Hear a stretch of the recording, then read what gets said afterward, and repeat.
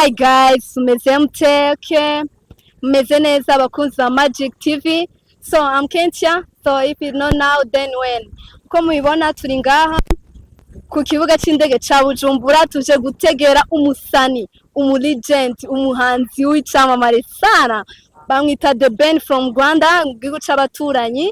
So arafite igitaramo le 30 la premier ngaha mu gisagara ca Bujumbura. So muratuye mwese, so nko mubona twaje kumwakira, ari abanyamakuru benshi cyane, benshi biraza kuba ari ibintu bisara bimaranye n'ibintu bitesa sana. So guys, ico ndabisabira no kugumana natwe abakunzi bacu ba Magic TV, mugumane natwe kweri mukanya ndabereka The Ben on the top. Yeah guys.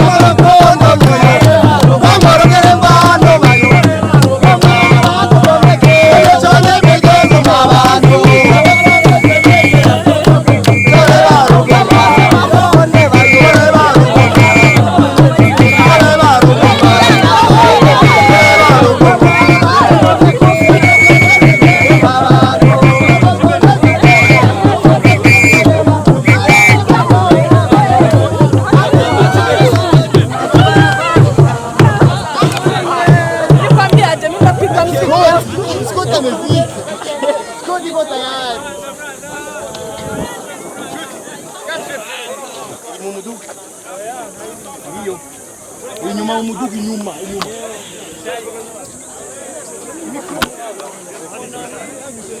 Mudu akayira kwese.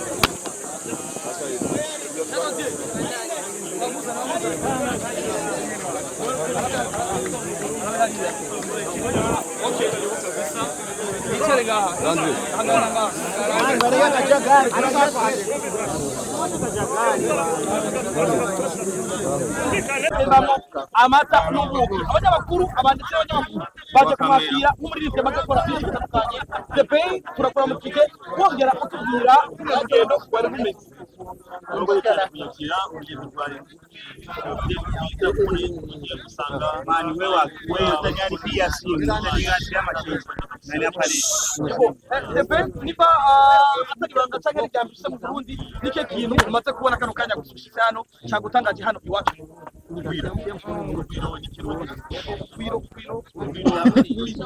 ubwinshi nawe muri mu komasi kuma amafaranga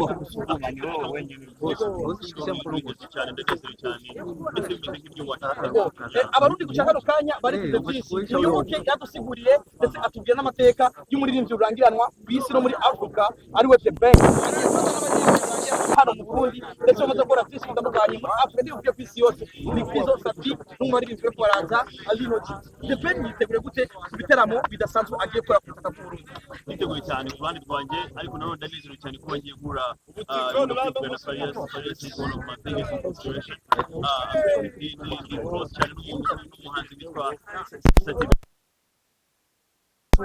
wonderful talented guy ndamukunda cyane Linoji namumenye kuri concept nahise mbikomeye so muri make I'm very happy man I'm very excited for the event abarundi bari ni benshi bikoze kubona ndetse kuko benshi bamukunda kutarigera kubiyereka uwariwe The Ben hari veins Igola veins yurikimo abarinzi bakomeye barimba live neza agiye gukorana kuri The Ben yahisemwo gukorana na band yo ngaho icyumviro nagize nyuma kuko nagomba kuzana na band muri Kigali akubitekerezaho n'icyane ndenge by the way ndavuga ni kuki nabaye nakuze ni inspired n'umuziki w'abarundi abagiye mu Burundi nkabajyanye yo band kandi bafite band ari mu banyamuziki twakuze ufite nibo baturetse muri muziki so ikamura communication n'abantu hano arambira ati band nziza ni nyinshi yambwiye nyinshi zitandukanye ariko arambira imwe muri zo ni Rwanda Land aravugana n'u bakunze about to make it out. Yes, The Ben inshuro yawe ya mbere Yes, ni basore rya mbere shite mu Burundi. Yes, abakunzi muziki mu Burundi barakurinda ingishika mu gihe zo kwakumira kuri stage imwe na bisi. Bavuga yuko wakuze wumviriza. Witeguye gute kumbura kugira ngo public mu Burundi bihagurutse mu gihe tuzi yuko ari abandi ba artiste bakomeye mu Burundi bahari.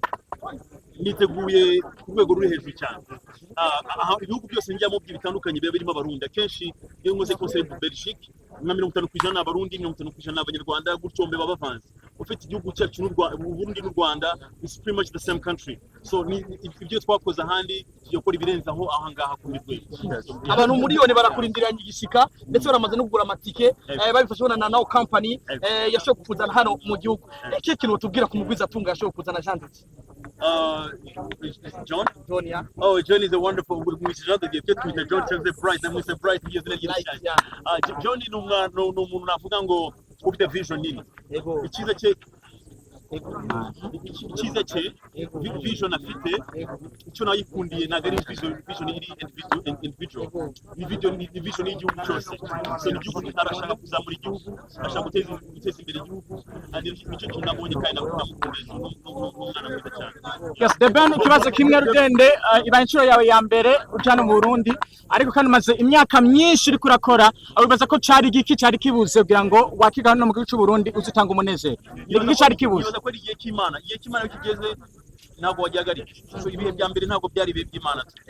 The Ben byari byateguye yuko mu giteramo uza kuba uri kumwe na RJ the DJ umu DJ akomeye cyane wa Diamond Platnumz kubera ko yahisemo RJ ariko kandi ahagarikire kukuvugiriza umuziki ariko kandi ko mutazananye arihe ntaraza yashitse bimeze gute RJ twavuganye ashobora gushika ejo icya kabiri RJ n'inshuti yanjye hafi so yo nkoze ibicaramo bya hafi hangaha muri South Africa kenshi akunze kuba ari with me n'amaspana ariko nibaza ko na John yamugiriye icyizere nk'umu DJ w'international.